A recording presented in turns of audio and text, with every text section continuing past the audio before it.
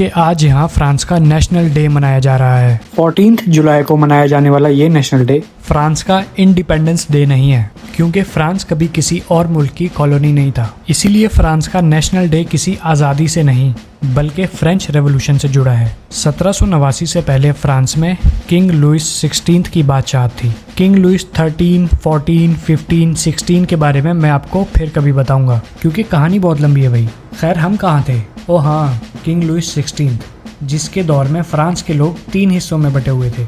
Church के लोग, अमीर लोग और आम आवाम, जिस तरह हम लोग आज तक बटे हुए हैं फिरके, ज़बान, इलाके और पार्टियों में। ठीक वैसे ही फ्रांस में उस वक्त मसला ये था कि गरीब लोग टैक्स देते थे, दूसरी तरफ चर्च और अमीर लोगों को बहुत सारी टैक्स छूट मिली हुई थी। रोटी की कीमत बहुत ज़्यादा हो गई थी। लोग भूख और महंगाई से परेशान थे, क्योंकि अवाम के पास कोई सियासी हक भी नहीं था। इन सारी चीज़ों के चलते 14 जुलाई 1789 को पेरिस के हज़ारों लोगों ने बेस्ताए नाम के जेल पर हमला कर दिया। हालांकि बेस्ताए में सिर्फ 7 कैदी थे, लेकिन ये हमला इसलिए किया क्योंकि बेस्ताए सिर्फ जेल नहीं थी बल्कि बादशाह के जुल्म और एब्सोल्यूट पावर की निशानी थी। जो भी बादशाह के खिलाफ बोलता उसे बिना कोर्ट के यहाँ कैद किया जा सकता था। जब लोगों ने बेस्ताए पर कब्जा कर लिया तब एक पैगाम दिया। पैगाम ये था कि अब हुकूमत सिर्फ बादशाह की नहीं चलेगी। बेस्ताए नाम के इस किले में खड़ी फ्रांस की आवाम अपने हकूकों को खुद परवान चढ़ाने जा रही थी। इसी वाक़े को फ्रेंच रेवोल्यूशन की शुरुआत माना जाता है। इस रेवोल्यूशन का नतीजा ये निकला कि बादशाहत की ताकत ख़त्म हो गई।